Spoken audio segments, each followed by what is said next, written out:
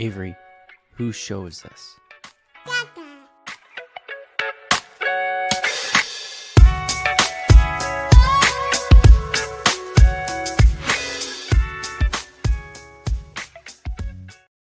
And we're live. Welcome everybody here to the Lakers Lounge Podcast. I'm Anthony Irwin, Senior Lakers Insider for Clutch Points. And today on the show, we're going to be talking about one of the dumber losses of this Lakers season. They had all the momentum coming into this game. They had every reason to take this game seriously.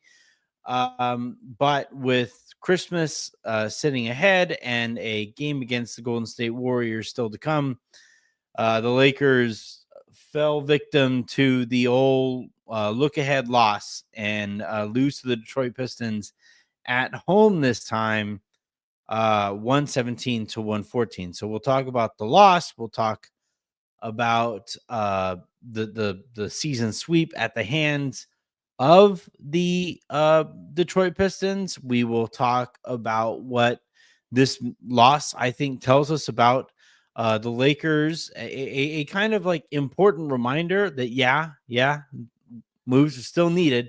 And we'll talk about what those moves might look like. So we'll get to all of that here in a bit. Quick reminder, please do hit subscribe wherever it is that you guys are listening to podcasts. If you guys are listening to this in the morning, if you guys are watching live, please head on over to you or please hit that subscribe button here on youtube.com/@LakersLounge. And then hit that like button while you're here as well. If you guys are on twitter.com, the link that you can follow is again youtube.com/@LakersLounge to subscribe to the channel there. I'm not going to spend too much time on this game because I think there are a lot of anomalies in it, even while I think there are some important notes for the Lakers to take moving forward. So we'll talk a little bit about this one. I'm going to throw to the lowdown later, and or that I'm going to record after this one, and then get back to some family time. But we have to start with the turnovers, which were brutal to watch. So the Lakers tonight, as a team, turned the ball over 18 times. The Detroit Pistons, from the field, they shot 47 of 92. The Lakers shot 40 for 74. That means that the Pistons had almost 20 more attempts on the basket over the course of the game, and you have to be damn near perfect to overcome that kind of math. The Lakers were not, and that's frankly the story here. Now, what led to those turnovers, I think, is a pretty big story here, as the Lakers just like the reason the Lakers lost twice to the Detroit Pistons this season is you look at Detroit's roster and up and down it is athlete after athlete after athlete, physical presence after physical presence after physical presence. And that physicality, that athleticism, that youth really bothered this like slow. I don't know if we could call him old, because the only like old presences on this team are LeBron and AD. But as far as like it's just like a slow, short, kind of soft Lakers roster, and Detroit really took advantage of it in both of the games that they were able to win this season. So all of those turnovers, you watch them. I'm going to go back and at some point watch them. Yes, a few of them over the course of the game were of the dumb variety, just like kind of not paying attention to what you need to be paying attention to. But I would say the vast majority of them were Lakers players on their heels trying to throw passes like way back here, trying to throw overhead passes off of their back foot or back feet, and things just didn't turn out well there. So that physicality, that athleticism, that length, that speed, that stuff really bothered the Lakers here. And at the end of the season, when we're talking about, God, if the Lakers could have just found another win here or there. The Lakers lost 2 games this season to a Detroit Pistons team, frankly, because of roster makeup and approach to the game. And I think in both of these cases, as when the Lakers played them, the Lakers took them for granted. And now I'm not going to go so far as to say is that like the Lakers lost this game more so than the Pistons won it. I think the Pistons forced those turnovers by being younger, longer, more athletic, all of those things. But you know, at the end of the day, like the Lakers have much higher intentions on the season than the Pistons do. And these losses are really going to sting at the end of the season. And, when you look at the turnovers, when you look at Anthony Davis's performance in this one, um, you know, when the Lakers are really frustrated about the fact that like one win separated them from playing in the play-in tournament versus, not having to play in that setting, let alone potentially getting to sit and wait at home for whoever comes out of that thing. Um, this is one of those losses. Well, I guess one of a couple losses that the Lakers are going to point to first is like, God, what the fuck happened there?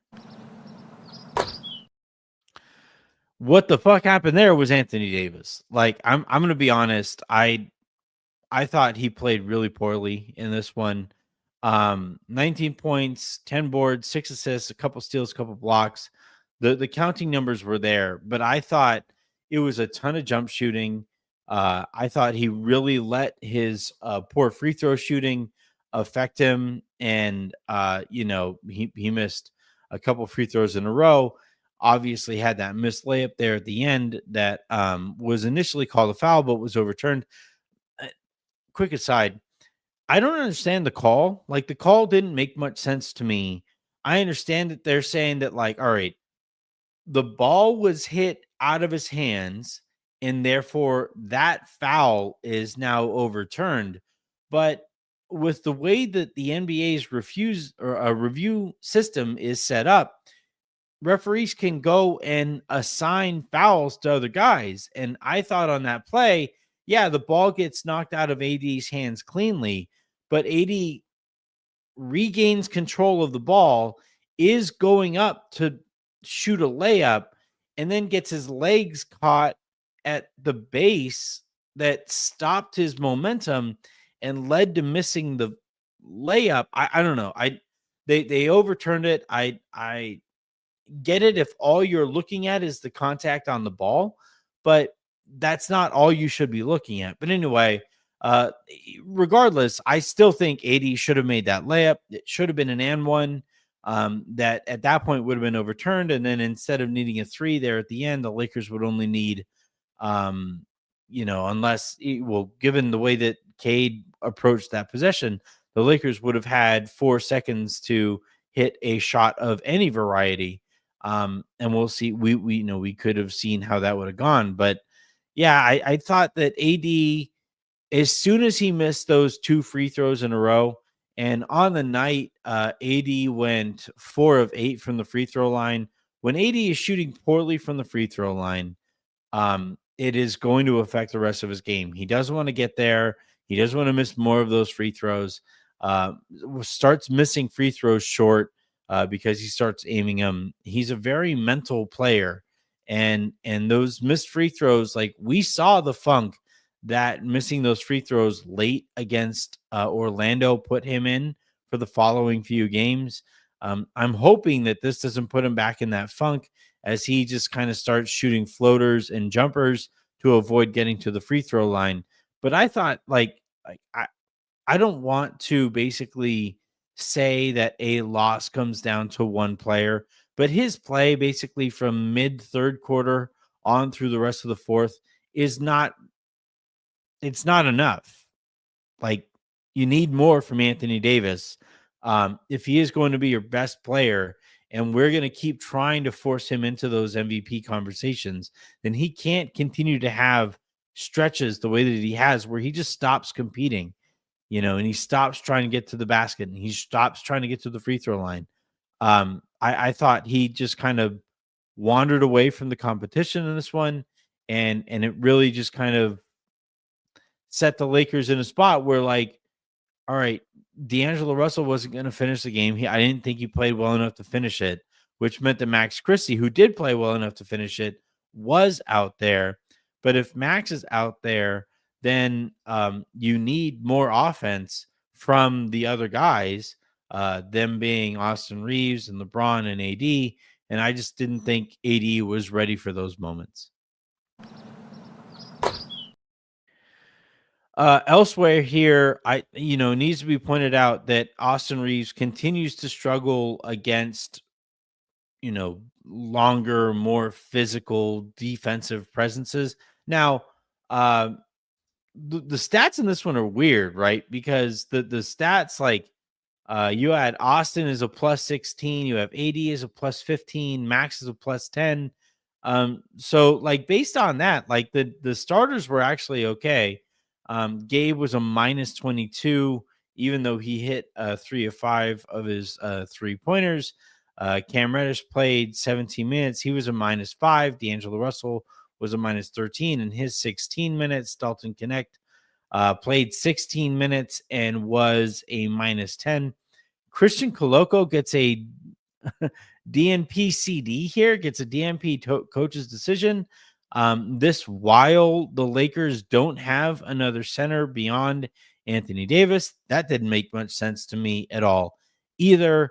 Yeah, I weird coaching, the turnovers, not enough from Austin and not enough from the remaining guards outside of that. AD played pretty poorly here in this one. It's really just that self-explanatory, and it's annoying when games are that self-explanatory, especially ones that you really need to win.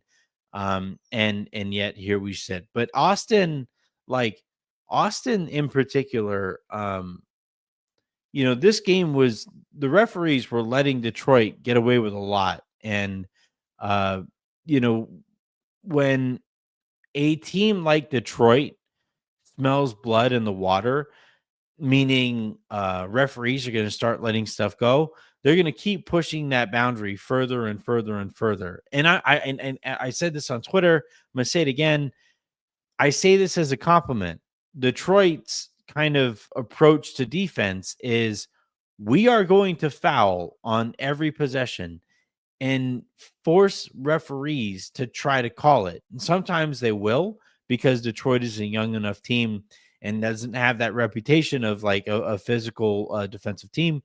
But sometimes they won't. And I thought in this one, the Lakers not the Lakers, Freudian slip, but the referees, I thought, really kind of swallowed their whistle. Even while the Lakers shot 25 free throws to Detroit's 12, the Lakers could have probably shot like 40 or 50 free throws in this one, based on the way that Detroit was defending them, and didn't, obviously. But I think that, like, one of my favorite cliches in basketball is that the aggressor benefits from their aggression. So those 25 free throws is like a fine price to pay if you're the Pistons, if it allows you to play as physically defensively as they did for the rest of the game. So, like Austin, I think in this one, you know, over the last few games since Max has been in the starting lineup, Austin has been able to get into the paint almost willingly, at will. And then in this one, I thought kind of struggled to get there, turned the ball over a ton in this one. He had 6 turnovers. And I think a lot of it had to do with ball pressure and length and physicality and aggression. And, look, if he's going to be considered by the Lakers kind of the point guard of the future and of the present, he's going to have to handle those kinds of matchups better, because that's probably all you're going to see in the postseason. All right, we are going to go ahead and dive into the super comments here, which means I get to play this bad boy. Marley Villasenor writes, Pistons probably the worst matchup for LA out of the whole league. And also, what's up with Beasley and Hardaway becoming 2016 Steph and Clay? Look, I said it when it happened. The Lakers letting Beasley walk and not converting his contract into anything whatsoever is one of the more unforgivable moves that this front office has made. And that's saying something, um, given some of the more unforgivable things that they have done. Malik Beasley went to Milwaukee, played well enough to earn himself the contract that he is currently playing on for the Pistons now. In this game, he went 8 of 15 from the floor, 5 of 10 from 3-point range, was a plus 10 or plus 11 in this game. That's the Lakers have watched Taurean Prince turn back into a 50% 3-point shooter, and Malik Beasley, since walking out the door, turned back into a 40-something percent 3-point shooter. Maybe, just maybe, Lakers, hire a goddamn shooting coach. Maybe, just for my own sanity, for everybody else's own sanity. Stop watching these guys become shit shooters for you and then walk out the door and immediately turn back into the kinds of shooters that you acquired while you refuse to employ a shooting coach out of this weird excuse of like, oh, we're empowering players to no, stop empowering players. Hire a goddamn shooting coach. Teach these guys where they're going to be shooting their shots from. Teach them how to shoot those shots and what rhythm to let it fly with. And stop cheaping out on this nonsense. Like, that's where this is coming from. You traded for Malik Beasley thinking you were getting this knockdown shooter. He immediately forgot how to shoot. It's been this whole thing for the vast majority of the shooters that the Lakers have acquired. It's all of these guys who show up in LA, forget how to shoot, and then as soon as they leave, remember how to shoot. It's what we're going to see from Gabe Vincent whenever the Lakers trade for him or trade him away. Stop wondering where this could possibly be coming from. How the hell man, it's so totally weird that the Lakers can't stay healthy and that they keep on having these fairly straightforward injuries turn into these season-long absences. And then they keep on having these shooters who forget how to shoot and then remember how to shoot. Invest into your organization, Genie Bus. Just try it once. Stop being penny wise, dollar dumb. Just try it once. Just go out and get the best of all of these non-cap reform things. That's what all these smart organizations are doing so that they can compete at the highest levels of the sport because everybody else is being forced to be more mediocre. Go out, get the best coaches, assistant coaches. Your assistant coaching staff for this JJ Redick team is abysmal. They don't self-scout. The team played really poorly or was schemed really poorly over the course of this game. And it has a lot to do with the fact that this assistant coaching staff doesn't know what they're doing either. And it's the best that you could possibly hire because everybody knows you don't pay assistant coaches. So you don't pay assistant coaches. You don't pay medical staffs the way that they need to be paid. You had to fucking hire your head trainer through LinkedIn. You don't have a shooting coach. All of these things are fixable, and the Lakers refuse to address them because they know no casual fan pays any attention to this, while everybody whines about the fact that nobody remembers how to shoot when they start playing for the Lakers. And the excuse is, well, it sure is hard to make threes as a Laker. That isn't it. That's not it. It's that the Lakers are terrible on the margins organizationally, and this is where this shit shows up. So Malik Beasley shows up, has 3 good games for you, forgets how to shoot. You let him walk for nothing when he was a $10 million expiring contract that you could have turned into Kyle Kuzma back then, by the way. You let him expire. You let Mo Bamba expire. Now Malik shows back up and beats you twice in a season where every single win is going to matter. This is penny wise, dollar dumb shit. This is where you pinching pennies on stuff like expiring contracts, shooting coaches, medical staffs, all of these things. You keep on going cheap on that stuff, it's going to keep on biting you in the ass, and it bit you again in the ass here today. I didn't expect to get this angry talking about Malik Beasley, but here I am. God damn it.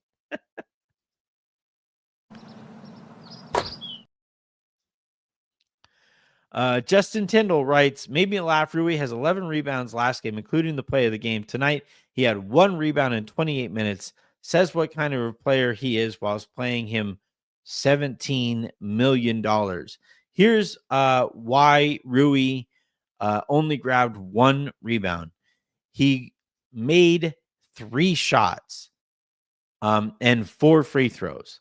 In games that he isn't as involved offensively, he tends to float in doing the other little things. And that's the player he is. That's why I want the Lakers to go out and trade for Cam Johnson, because he's more consistent than the wing that the Lakers have currently, who is equipped to go out and get rebounds whenever he wants to, but doesn't.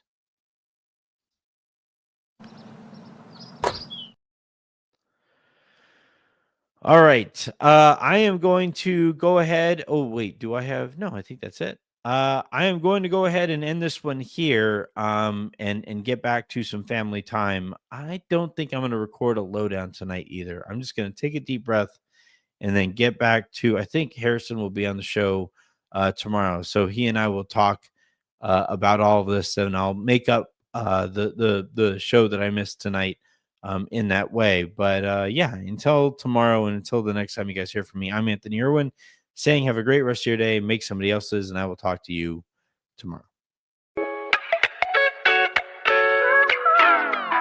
Bye, everyone.